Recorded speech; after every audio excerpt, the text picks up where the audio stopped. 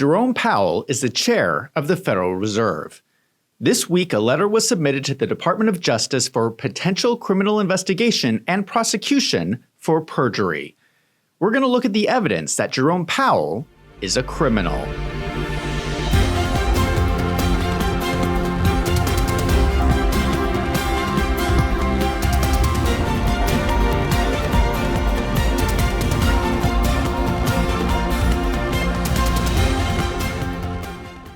Let me give you some backstory about the current controversy. Here's a map of Washington, D.C. You have this long park with the Capitol building at one end and the Lincoln Memorial at the other end, with the Washington Monument in the middle. The White House is here, and very close to the White House is the Mariner S. Eccles Building, which contains the offices for the Federal Reserve. Jerome Powell has been overseeing a renovation of the building as well as the building next to it. Initially, the renovation was going to cost $1.9 billion, but construction costs have ballooned to $2.5 billion. Just to illustrate how wild this is, here's a chart that compares the Federal Reserve renovations with other federal building renovations in cost per square foot. You can see how out of control the spending has become. I want people to just take a step back and think about this. What kind of building costs $2.5 billion? That's a lot of money. This is not even new construction, this is just renovations. Just as a comparison, before Donald Trump became president, he built Trump Tower in Chicago. He did it for $847 million. That was a freaking skyscraper. And the Federal Reserve is spending $2.5 billion for this little building. What are they spending the money on?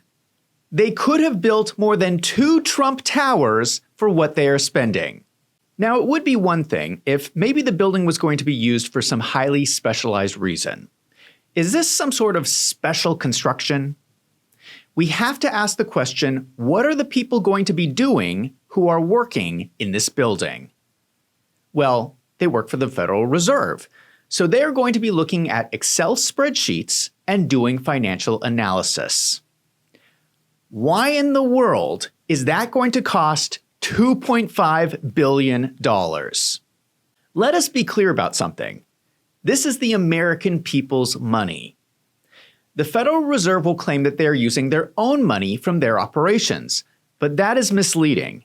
The Federal Reserve earns money from the interest it holds on U.S. debt. Who is paying for that debt? You. The Federal Reserve also prints money, which you pay for through inflation. You are paying for this $2.5 billion renovation. Now, what would you want them to use your money for? Do you think that $2.5 billion of your money should be spent on a building for people to look at Excel spreadsheets? Or do you think they should give the money back to the taxpayers? With the growing outrage over these cost overruns, Jerome Powell sent this letter to the Office of Management and Budget with an explanation. He writes, "Both buildings were in need of significant structural repairs and other updates to make the buildings safe, healthy, and effective places to work, including the removal of asbestos and lead contamination, complete replacement of antiquated systems such as electrical, plumbing, heating, ventilation, and air conditioning, as well as fire detection and suppression systems." That is his description of the renovations. I think that's a bunch of baloney. Just from my own personal experience, I have worked as an accountant on some very large building projects. I know how much it costs to remove asbestos. I know how much it costs to put in a new HVAC system. It does not cost $2.5 billion. I think Jerome Powell is lying. If there's anyone watching who knows about construction, can you please confirm in the comments down below that I am correct on this? That what Jerome Powell is describing should not cost $2.5 billion. Let me show you what the experts are saying. This is an interview with Bill Pulte. Bill Pulte is the grandson of William J. Pulte, who founded the Pulte Group, which is the third largest home construction company in the U.S. So Bill Pulte has been around construction his whole life. He is currently the chair of the board of Fannie Mae and Freddie Mac. This guy is a construction expert. You said something is very, very bad. What do you suspect is going on, given what you saw there, Jay? Now, you were outside. I know you're going to get an official tour later on this week. Yeah, on Thursday, some of the White House officials, James Blair and Russ Vought, we're going to go and check it out and see what the hell's going on the inside. But from the outside, I've been in the construction business my whole life. $2.5 billion is a lot of money. I mean, you're spending $2.2 billion to build an NFL stadium. But I go outside to this building and they're taking down marble. By the way, marble lasts for a long time, right? Hundreds, if not some cases, thousands of years. Why is that? Steel is very strong. They're taking down the steel. It doesn't make any sense whatsoever. Are they doing some rewiring for the internet? Well, they can claim anything, but I'll tell you, it doesn't make sense. It doesn't make sense. We're going to get to the bottom of it. Jerome Powell is the worst Fed chairman in history, and I think it's going to get a lot worse for Fed Chair Powell. I think most people understand that these are old buildings in Washington, D.C., and some level of renovation is going to be required. For example, ADA compliance regulations for handicapped people gets updated on a regular basis, and you have to renovate your buildings. People understand that. But with a price tag of $2.5 billion, something else is going on. The real question is, why is Jerome Powell lying about it? What is he hiding about this renovation? News reports have started to surface that the real reason for the cost overruns is that Jerome Powell is putting in high-end, opulent renovations. The rumors are that he is building himself a palace. That would explain the $2.5 billion. This is not without precedent. If we look at what central bankers in other countries have done, they have also made their central banks to look like palaces. Just as an example, this is the Central Bank of France. The hallways are full of fine art and gold trim. Is this what Jerome Powell is trying to do in America? Is he copying his fellow bankers around the world? I don't understand this at all. It's like these central bankers are acting as if they control the world. Why are they making their buildings look like palaces? This week, a letter was sent by the conservative representative from Florida, Anna Paulina Luna. This was sent to the DOJ for potential criminal investigation and prosecution for perjury.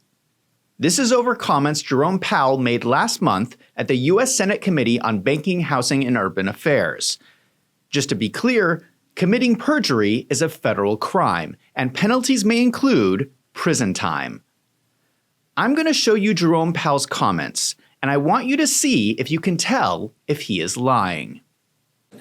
Would you talk a little bit about just exactly what's going on with your building? When you have that type of an overrun on the prices and you're talking about billions of dollars in costs, I think it's appropriate for you to be able to explain to the committee exactly what's going on. Would you take a few minutes, please, and explain what's going on with the value of that building and why the costs seem to be so exorbitant? I'd be glad to if I can have that time. So please, thank you for the letter we received late yesterday. We will provide a much more detailed response, but just generally, I would just say we do take seriously our responsibility as stewards of the public's money. And the other thing I would start with is no one in office wants to do a major renovation of a historic building during their term in office. Much prefer to leave that to your successors. And this is a great example why, let alone two historic buildings that needed a lot of work. But we decided to take it on because, honestly, when I was the administrative governor before I became chair, I came to understand how badly the Eccles Building really needed a serious renovation. It never had one. It was not really safe, and it was not waterproof and that kind of thing. So we took it on. I would start by I would also say that the media reports that you accurately quoted, they're misleading and inaccurate in many, many respects. And I would just point to, there's no VPI dining room. There's no new marble. We took down the old marble. We're putting it back up. We'll have to use new marble where some of the old marble broke, but there's no new, there are no special elevators. They're old elevators that have been there. There are no new water features. There's no beehives, and there's no roof terrace gardens. Other than that, so all of the sort of inflammatory things that the media carried are either not in the current plan or just inaccurate. So, but notwithstanding that, the cost overruns are what they are. So let me just say on that. Well, let's. He says there are no fancy renovations going on and the cost overruns are what they are. I think he is a liar. Let me highlight one thing he said. When I was the administrative governor, before I became chair, I came to understand how badly the Eccles Building really needed a serious renovation, had never had one. Well, it turns out that the building did have a comprehensive renovation from 1999 to 2003, including replacement of the roof, all major systems, and a full refurbishment of interior and courtyard spaces. Jerome Powell makes it sound like the reason the renovations are costing so much is because nothing's been improved since the building was constructed in the 1930s. That is obviously not true. Why are we replacing renovations that were put in place in 2003? So right from the start, Jerome Powell is telling a lie. But he goes on to talk about the specifics. He says, there's no VIP dining room, there's no new marble, there are no special elevators, just old elevators that have been there. There are no new water features, there's no beehives, and there's no roof terrace gardens.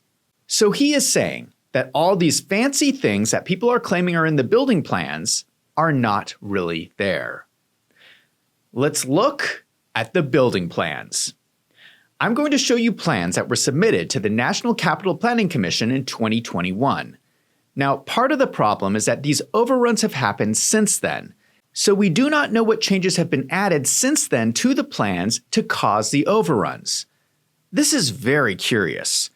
Why is Jerome Powell keeping these building plans a secret? But looking at the original plans, we start to understand what is happening. These yellow sections are new additions to the buildings that were not there before. In addition to this, a large part of the construction is underground. They are completely digging up the street that runs between the buildings and creating an underground tunnel that links the buildings together. They are also building a 3-story parking garage underground. I have never heard of a renovation like this. Who builds a 3-story parking garage underneath a historic building? Why didn't they just build an above-ground parking garage someplace else at a fraction of the cost? I want to draw your attention to this description from the building plans. Revisions to the private dining room lobby on level 4. That sounds like the VIP dining room that Jerome Powell claims doesn't exist. The plan also says, the West Atrium will function as a space of respite for board employees with an interior garden and a flexible event space. That sounds like the terrace gardens that Jerome Powell claims doesn't exist. Here's a photo of the proposed Level 4 lounge. It looks like a palace to me. The plan also says the governor's private elevator will be extended to discharge at the dining suite level. That sounds like the special elevator that Jerome Powell claims doesn't exist. The only thing that doesn't show up in the building plans are the beehives that people have been talking about. But it seems like Jerome Powell is lying about everything else. Why does Jerome Powell refuse to release the updated building plans so that we can all see what exactly has caused the cost overruns? It seems like something really suspicious is going on, and it is costing the taxpayer $2.5 billion. Here is what Donald Trump says. Are you completely ruling out the idea of firing Jerome Powell? I don't rule out anything, but I think it's highly unlikely unless he has to leave for fraud. I mean, it's possible there's fraud involved with the $2.7 billion renovation. This is a renovation. How do you spend $2.7 billion? And he didn't have proper clearance, et cetera, et cetera. So you know that's going on. So there could be something to that, but I think he's not doing a good job. He's got a very easy job to do. You know what he has to do? Lower interest rates. Donald Trump says this might be fraud. This is Donald Trump, who has worked on many large construction projects, and he looks around at all these facts and thinks of fraud. Now, just to be clear, Jerome Powell has not been charged with anything. He deserves his day in court. But I showed you the evidence for perjury, that he was lying to Congress about the renovations. So we will see if the Department of Justice starts to investigate that. But I have to say that I agree with Donald Trump. If Jerome Powell is lying about $2.5 billion, that might be fraud. I think we should be asking, how long would someone go to prison for committing $2.5 billion of fraud? He could be looking at 20 to 30 years in prison, which would be for the rest of his life. Treasury Secretary Scott Bessent has come out and said this. Look, then there's the Fed, and of course you've been calling for a review of the entire Federal Reserve, saying that the scrutiny should go beyond this $2.5 billion headquarters renovation that we've been talking about and examine the Fed's overall role. What do you want to see happen? Well, Maria, I think that this is an opportunity, and to be clear, I am calling for an internal review, and I think that this could be Jay Powell's legacy, that the Fed, since the great financial crisis, has had what I call gain-of-function monetary policy, and the expenses have gone up a lot. The Federal Reserve Board expenses since 2004 are up 4x. I can tell you, at Treasury, we cut our expenses about 17% last year. So I think that this is a chance the Fed does a regular review of their monetary policy framework. I think that this is a good opportunity for Chair Powell's legacy to do an internal review of all the Fed's operations away from the monetary policy function. Yes, Scott Bessent is calling for an internal review of the Fed. People have been calling for this for a long time. I know that I personally have watched in frustration as the Fed takes on more and more activities that they have no authority to do. Scott Bessent said that the Federal Reserve Board expenses since 2004 are up 4x. That is insane. They have quadrupled in size? It is supposed to be just a bunch of economists looking at spreadsheets. Why are they doing this? I will tell you what they have been doing. They've been doing things like studying central bank digital currency, or CBDC, which is one of the greatest threats to your freedom. There are members that vehemently oppose CBDCs. They do not want to see that happen in the United States. The Chinese can do what they want. The Europeans can play with it if they choose to. But in America, we have our economic system. The bedrock of it is our trust system, meaning that people know that when you spend your money, you don't have Big Brother over your shoulder figuring out what you spent it on, how you're going to go about doing it, so on and so forth. And we just want to make sure that there is no regulatory or legal framework for the Federal Reserve to ever create a central digital currency, a central bank digital currency. Luckily, just last week, Congress passed legislation to block CBDC called the Anti-CBDC Surveillance State Act.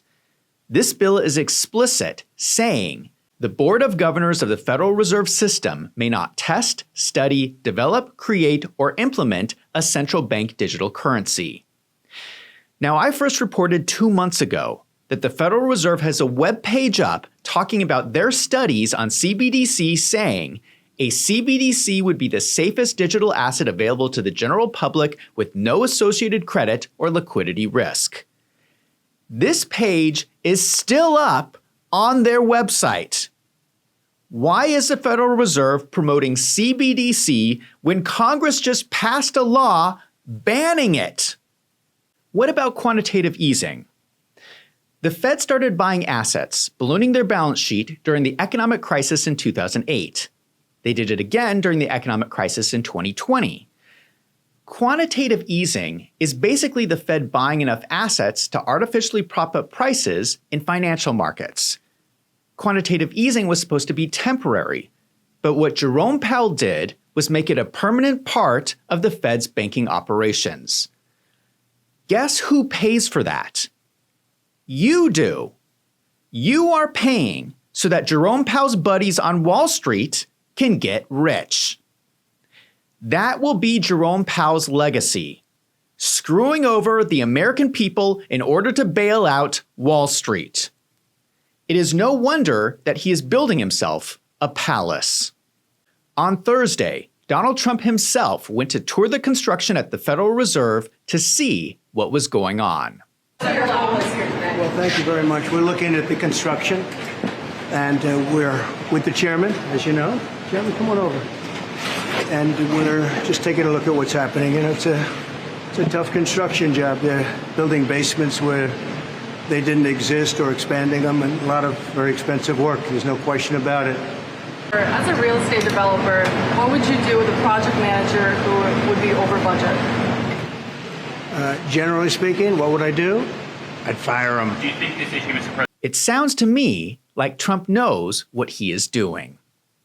In my opinion, I think we should fire Jerome Powell. But I don't think that goes far enough. I have shown you the evidence for perjury and $2.5 billion of fraud. I also agree that we should perform a full internal review of the Federal Reserve. We deserve an explanation of why they have quadrupled in size and why they're taking on all these extra activities that they have no right to do under the law. The Fed has one job: to raise interest rates or lower interest rates. That is it. I do not understand why they need a $2.5 billion building to do that. We deserve an answer from Jerome Powell about why it looks like he is lying about all this evidence. Now I want to hear from you. Do you think Jerome Powell is a criminal? Let me know in the comments down below. And if you like this video, don't forget to hit that subscribe button so you don't miss out on future videos. If you find my videos helpful, consider signing up for a membership on my website, wolvesandfinance.com. For $6 a month, your support helps me to keep making these videos. Thank you to everyone who has signed up. I'm Zach from Wolves and Finance. Thank you for watching.